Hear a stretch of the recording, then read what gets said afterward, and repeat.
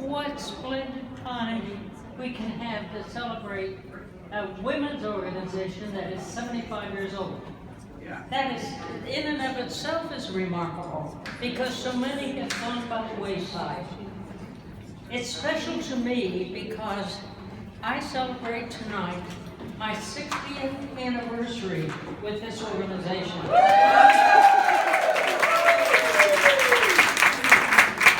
you know why I wanted to say something to you.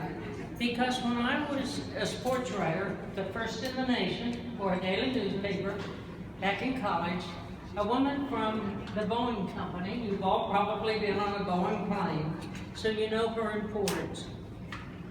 I did not have the time nor the money to join the new organization that had been put together in Wichita.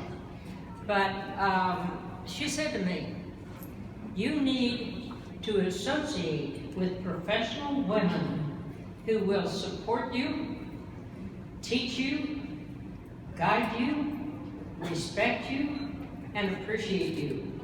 And ladies, that has been true for 60 years. Amen.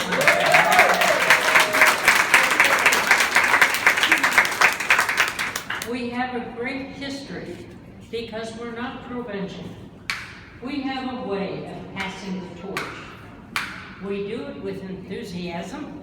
We give it to the young women who are talented, capable, and dedicated to be all they can be. So I encourage you to look around you and see who your professional support comes from. Chances are it does not come from the golf group, the Y group, any other group, as it comes from this group. We see ourselves in a role of change. Communication is changing. We have had excellent programs. They keep us current and interested and vital to ourselves and to others.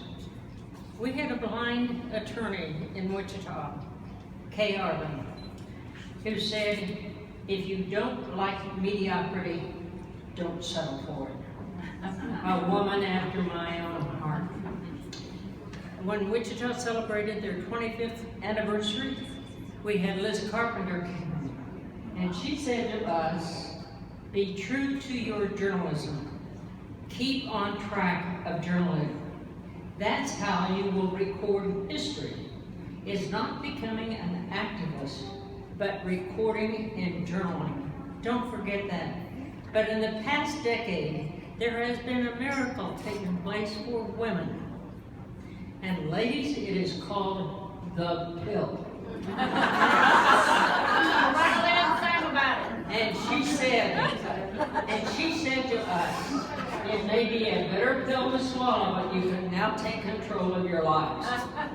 We've had messages like that. When I was at the National Convention some of you may have been at Vail, Colorado. What a wonderful time that was.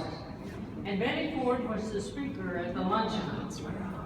And she said to us, I'm the first woman who did not run with her husband for president. I never did.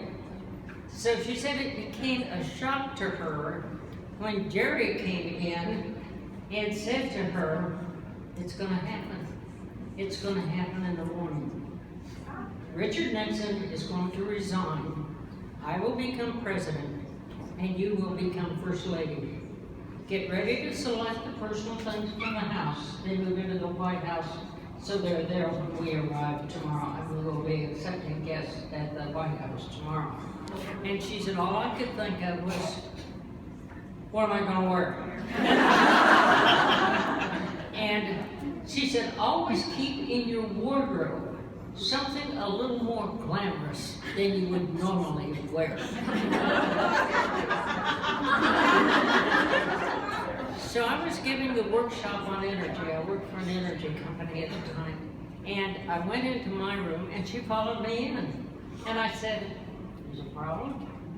Could I help you? And she said, yes, all of my books are out there in a box. And the boxes are unopened.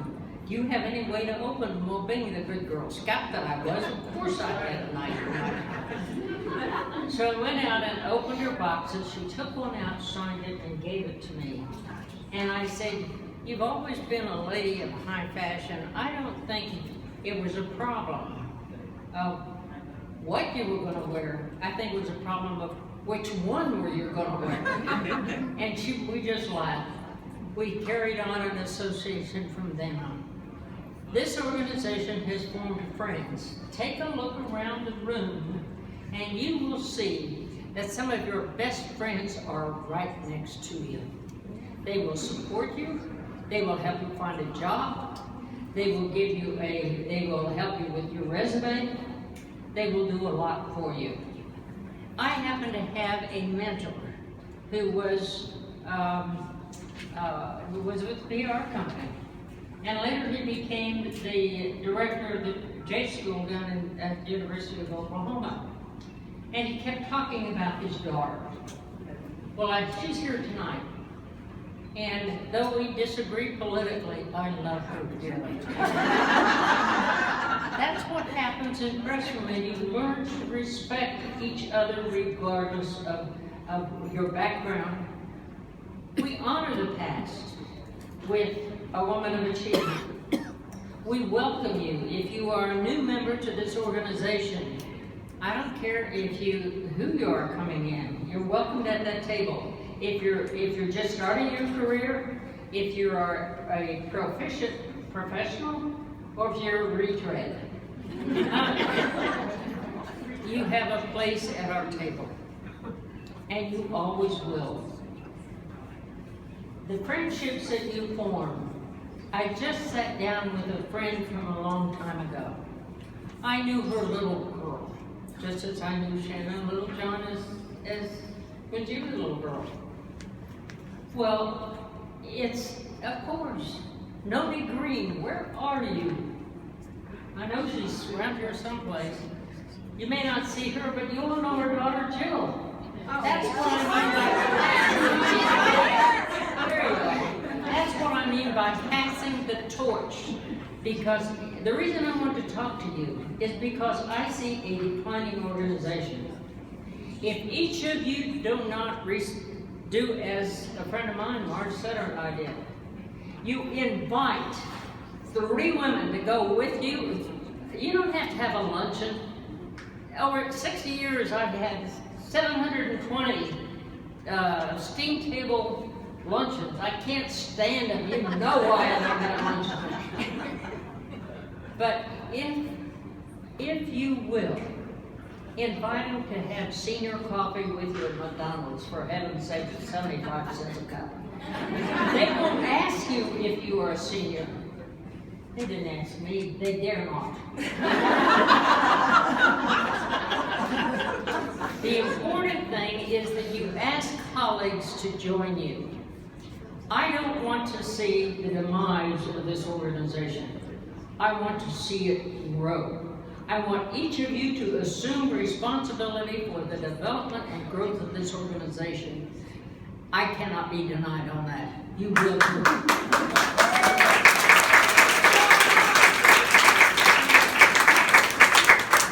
I suppose if I were to, and I thought of this a lot, what word of wisdom after all of these years from the heartland could I give to the women in attendance?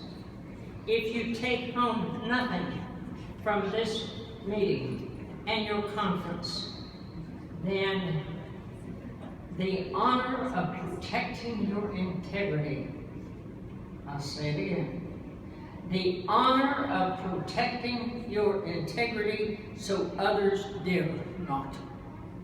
How dare you not? How dare you test my integrity? I have honored it, and so shall you. And so I send you out. Enjoy the conference. It's great to have you in Wichita, and thank you for listening. Now go forth and multiply.